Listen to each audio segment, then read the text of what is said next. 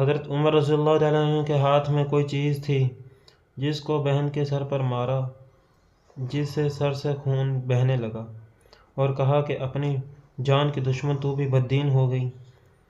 اس کے بعد گھر میں آئے اور پوچھا کیا کر رہے تھے اور یہ آواز کس کی تھی؟ بہنوئی نے کہا کہ ہم بات چیت کر رہے تھے، کہنے لگے کہ کیا تم نے اپنے دین کو چھوڑ دیا، دین کو چھوڑ کر دوسرا دین اختیار کر لیا ہے؟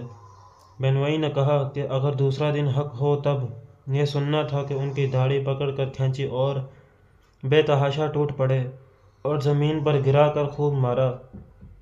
بہن نے چھڑوانے کی کوشش کی تو ان کے منہ پر ایک تماچا مارا، اس زور سے مارا کہ خون نکل آیا۔